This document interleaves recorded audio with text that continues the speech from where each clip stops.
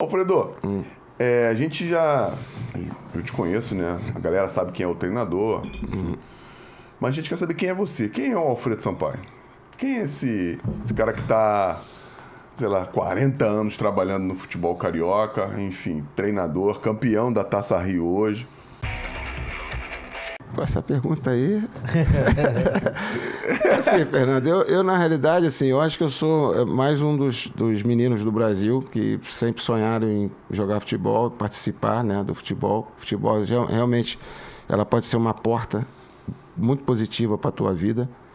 Eu tinha uma sequência porque meu pai jogou, meu pai depois se tornou, como a gente tinha uma vida financeira bem legal, ele... depois virou diretor do São Cristóvão, aqueles mecenas antigos que tinha e tal, enfim. E ali eu comecei a sonhar e desejar jogar e consegui. Não fui um grande atleta, como você, por exemplo, e outros demais, mas consegui jogar 12 anos, quase 13. E ali eu fui formando a minha vida, fui formando a minha personalidade, fui formando os meus conceitos. Joguei muito tempo fora do Brasil, em lugares alternativos, mas que servem com de muita valia, porque serve para experiência de vida e aprendizado, né?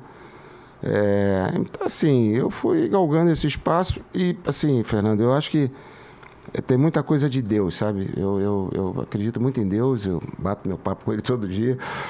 E, assim, acabou no meio do caminho surgindo a questão do sindicato, que, na realidade, eu nunca planejei ser presidente do sindicato, nunca imaginei ser presidente do sindicato. Eu nunca fui eleito presidente do sindicato, eu nunca concorri, aliás. O que aconteceu, eu parei de jogar e no último ano ali me entra um diretor do sindicato lá no São Cristóvão, eu estava indo pegar meu carro, vim te fazer um convite que o Gaúcho pediu para fazer a você, o Gaúcho zagueiro, lembra do Gaúchão? Trabalhando no Vasco um tempo. Sim. Falei, o que foi? Não, para você ser o presidente do sindicato, você aceita? Eu falei, aceito.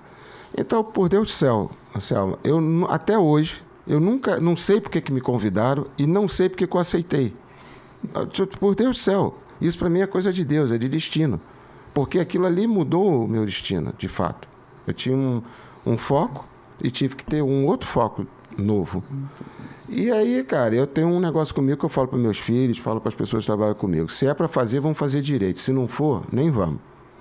E aí eu peguei aquilo. O sindicato não tinha R$1, não tinha nada. Era zerado. E aí eu comecei a fazer uma série de coisas, cara. Eu falava... Porque aí eu montei uma diretoria só de jogador time pequeno. Pô, e os caras que tinham estado no sindicato era Zé Mário, Zico, Paulo Sérgio, Gaúcho, o Leão que fundou, Carpegiani, aquele povo todo. Falei, porra, irmão, essa bomba não pode estourar na minha mão. Porra, pode tudo, a gente só não pode fechar isso aqui, cara. E aí a gente foi trabalhando, botando a cara, fazendo coisas importantes para a categoria. Aí conquistamos férias 30 dias, aí veio direito de arena, direito de imagem, não sei, enfim. E aquele negócio ali se tornou um dos meus trabalhos, que durante, sei lá, quase 13 anos, 14 anos, a gente não ganhava R$1. Era tudo no nosso bolso. Até que um dia mudou por força do direito de arena e tal. E aí a gente começou também a ter salário dali. E eu consegui a proeza de virar treinador e ser presidente do sindicato. Porque isso é uma proeza. Porque, teoricamente, eu brigo contra quem me contrata. Não é? Então, assim, cara, foi um negócio para mim, um negócio de Deus, cara. Então, esse é o Alfredo. Eu fiz a faculdade, fazia a faculdade igual soluço, né? Porque cada hora eu estava num canto, eu fazia um pedacinho, sumia, daqui a pouco fazia outro pedacinho. Aí depois voltei, fiz faculdade, teve uma faculdade de treinador específica, de treinador de futebol, me formei também. E fiquei nessa vida, cara. Então, assim, eu sou muito... Minha vida toda dentro do futebol, acho que tem muito a ver com o destino mesmo, de Deus, que foi que direcionou isso pra mim. E fora isso, cara, eu sou família, o meu negócio é ficar em casa com a minha família, estar com meus filhos, com meus amigos. Meus amigos são amigos de...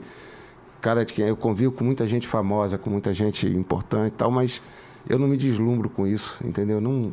É legal estar, respeito todo mundo, mas eu não me deslumbro. Eu gosto de estar com as pessoas simples, caras duros, que se sacudir, não cai R$1, mas que são amigos leais, amigos, entendeu? Então, assim, esse sou eu, cara. E eu aprendi uma coisa.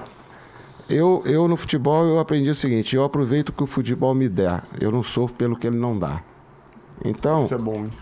assim, tudo que eu fiz eu curti muito, igual agora tá no Sampaio Corrêa. Eu já venho tentando parar de ser treinador tem uns 4 anos. Não deixam, né? Mas os caras não... A patroa não fala, não? Acho que ela não quer tu em casa. Não, ela não quer. Eu, se puder, assino um contrato na China e fica lá. Não, mas assim, assim, por eu ter construído um espaço aqui, vira e mexe alguém tem a insanidade de querer me contratar. Sanidade, pô. E assim eu vou indo, enfim, é isso. Acho que a gente tem que ser simples e ser amigo das pessoas e ser simples. Você parou com 32. Tu já parou pensando em ser treinador?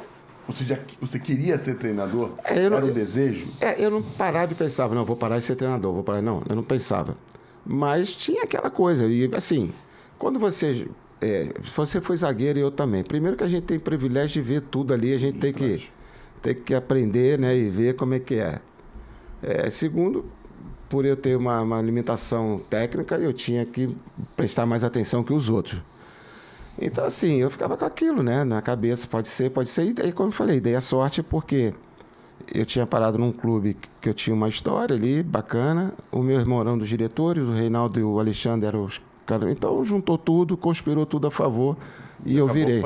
Eu virei. E aí eu fui estudar, porque isso é importante também falar, né, Fernando? Não adianta você, jogou, foi craque, não foi craque, mas jogou, pronto, virou e é treinador. Não. Eu acho que você ser um ex-atleta realmente te dá um conhecimento prático muito grande e principalmente o feeling, a sensibilidade que a gente sabe de vestiário, dos problemas, como eu falei aqui, de alguns meninos, que você tem que ter a sensibilidade para lidar com isso. Mas você tem que se capacitar, senão, irmão, vai ficar... E muitos daqui pararam, que são da sua época, tentaram fazer o contrário, né? Achavam que só por ter jogado, e o jogador paga muito por isso. Sim. Acabou pagando um preço por boa parte dessa rapaziada não querer se capacitar, achar que só o conhecimento empírico do jogo exato. fazia a diferença. Mas eu acho que foi a época, sabe? Eu acho que hoje mudou Até porque muito. o Brasil não oferecia. A gente Sim, é verdade. A gente também não oferecia capacitação para isso. Ou você tinha as universidades, que era complicado o cara parar de jogar e ter que fazer 4 anos de faculdade, muitos tendo que sobreviver, era impossível. Ou tinha alguns cursos pontuais, como era a antiga da HAP, que era um curso muito bom que eu fiz, inclusive. Era um curso de 6 meses, era muito legal na Escola de Educação Física do Exército. E ponto. Era o que tinha, não tinha mais.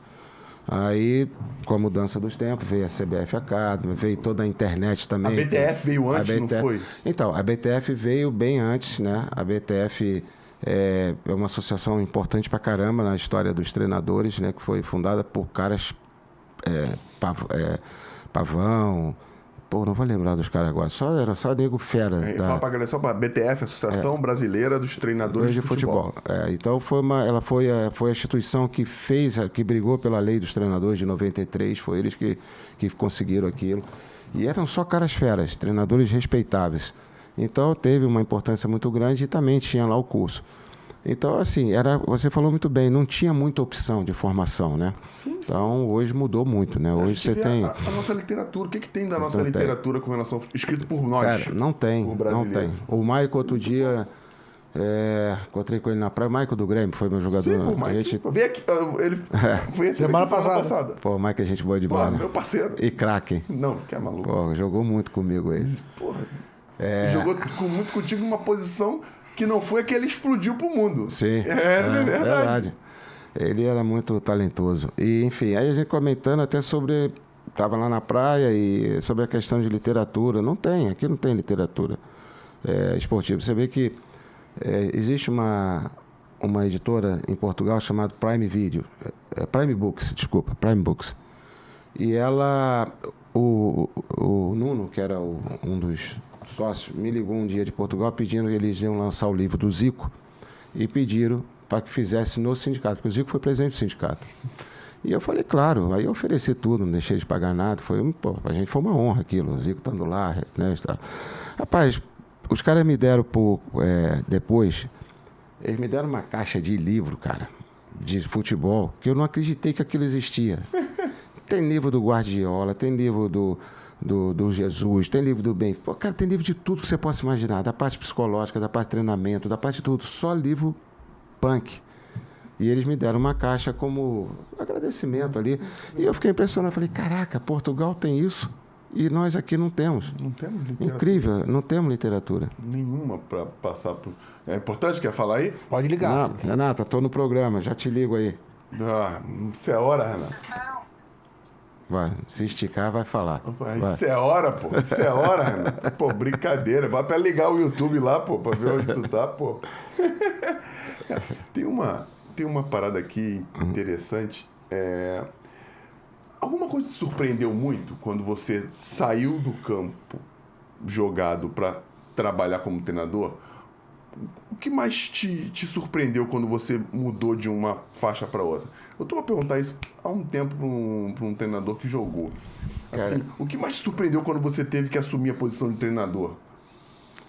Cara... Não é assim, não sei se é o que mais surpreendeu. Assim, o que me chamou mais atenção é que eu tinha que ter conteúdo e saber transmitir. Que uma coisa é você ouvir. Isso me chamou muita atenção. Entendi, eu tenho que saber transmitir as minhas ideias. Sim. E eu não tinha preparação nenhuma ainda acadêmica pronta para isso. Então isso me chamou muita atenção e aí eu praticava. Eu acho, por exemplo, o treinador, quando ele tem a oportunidade de começar na base, é muito importante, porque aquilo serve como um laboratório. Boa. Entende? Para ele botar ali as ideias dele, as angústias, os medos, as dúvidas, enfim. E uma coisa também que me chamou muita atenção foi uma vez com o Jair Pereira, a gente conversando, e ele me falou assim, Alfredo, porque quando eu virei treinador, a equipe que a gente foi campeã para subir, parte daquela equipe eu tinha jogado comigo na base já, ou tinha jogado comigo como jogador. Entendi. Então, eu tinha que dar um corte ali na relação de próxima. E eu tinha que ter cuidado, porque senão tu sabe como é que é. Agora tá treinador, tá na mata, aquelas bobagens. E o Jair Pereira uma vez falou para mim assim, ele falou, pô, Alfredo, uma vez ele parou de jogar também e virou treinador. E aí ele falou que num clube, não me recordo qual, subindo uma escada, um dos caras que jogaram com ele passou e deu um tapa na bunda dele assim, ou na cabeça, uma coisa, como era na época de vestiário, ali naquelas amizades. E aí ele falou, pô, não dá. Aí ele teve que botar uma linha e a partir daqui não dá para passar mais. Então, isso foi um negócio que eu nunca esqueci. Porque realmente você tem que ser amigo, não pode ficar bobão achando que tu é o cara que manda e tal. Não é isso. Mas tem que ter Tem que ter uma distância. Tem que ter uma distância. Então, assim, o que mais me chamou a atenção quando eu comecei foi isso. Era como eu ia transmitir para eles e essa questão da própria didática do treinamento e essa questão da relação ali que você tinha que não perder a mão, nem para lá e nem para cá. Pô, vou te fazer uma comparação aqui legal. Mas você acha que isso te chamou a atenção, mas você acha que por ter conhecido os caras, por ter tido uma relação, você acha que sua comunicação conseguiu ser mais direta com eles? Eles acreditaram? Aí eu vou fazer uma comparação com o Felipe Luiz. Uhum. É óbvio que eu acho maneiro. Eu fui um cara que achou precoce quando ele chegou no Flamengo para o profissional, não na base, mas pro profissional. Eu fiquei meio assustado, até por ser precoce. Todo mundo pensou, caramba, tomara que dê certo, mas a tendência é que a gente nunca vê coisas assim acontecerem. Mas depois, acho que a relação dele com os caras ajudou também. Você acha que tem uma semelhança nisso, cara? É uma semelhança grande, né? Não, assim, mas da relação que vocês tiveram. Eu sei que tá zoando. Não, mas assim, claro que a relação ajuda, claro. Ainda mais se você foi, por exemplo, eu jogava, eu sempre fui um dos líderes, assim. Então, quando você para e você tem aqueles caras que te ouviam ali, facilitou. Os caras contribuíram muito para o meu crescimento ali inicial, né? Aquela arrancada como treinador. E, sem dúvida alguma, faz diferença. Agora, você tem que regular. Senão, passa da linha, vai tomar o tapa na cabeça, que não pode acontecer. Não pode. Então, assim, e até ajuda, porque, assim, você como treinador, você tem todos os momentos de insegurança ali, cara. Sabe? Tu tem... E, assim, e naquele momento... E, de um modo geral, nos clubes que eu vou, eu acabo conseguindo ter uma relação assim com os jogadores também, sabe? Eu demonstro quando eu chamo o jogador, vem cá, tô pensando nisso, o que tu acha? O que vocês acham? Chamo assim um grupo, mas geralmente... E desde o início foi assim. Então, lá no início, eu tinha minhas dúvidas, minhas inseguranças, eu conversava com os caras. E para mim foi muito bom, porque eles me respeitavam como treinador e como um amigo, um ex-companheiro, entendeu? Então ajudou bastante, pô. Verdade, e o ser humano se sente pertencente na hora na tomada de decisão. Sim. E os caras vão... Porque a gente acredita, né, Marcelo? A gente trabalha junto há 10 anos já, ou mais de 10, acho que mais de 10. E aí a gente fala muito da parada da persuasão do treinador. Eu acho que por mais técnico, tático que o cara seja, não adianta nada ele ser o melhor do mundo se ele não consegue convencer os caras a fazerem aquilo. Isso aí é fundamental. Você sabe disso, principalmente em grandes clubes, cara. Se você não tiver um trabalho no dia a dia, que você convença que os caras que aquele trabalho ali vai, de fato, te levar em algum lugar, esquece. É o ditado de vestir a camisa. Pô, os caras têm que vestir Tem que vestir a camisa. Cara, além de vestir a camisa, ele tem que acreditar no que você está falando. Você tem que convencer os caras. E é muito legal quando você mostra, vamos jogar nesse sistema. Porque, como eu falei, eu converso com eles. O plano de jogo é esse, o que vocês acham? Eu não tenho problema nenhum se o cara falar, pô, Alfredo, acho melhor dar 2 passos para lá do que 1 para cá. Pô, legal, vamos analisar, é bom pro todo? Então, a gente faz. Então, eu não tenho problema com relação a isso. Só que você tem que ganhar os caras no dia a dia com o trabalho. Eu acho dessa forma. O teu trabalho é que vai fazer o cara confiar em você. E, naturalmente, não só o trabalho de campo, mas toda a relação, né? Você tem que, às vezes, tem umas que é mais, desgasta um pouco, mas você tem que saber contornar e manter o campo sempre com uma qualidade de trabalho. Senão os caras não acreditam, irmão. Você perde. E aí esquece. Esquece. Pode ter o melhor time do planeta. Não vai. Não anda.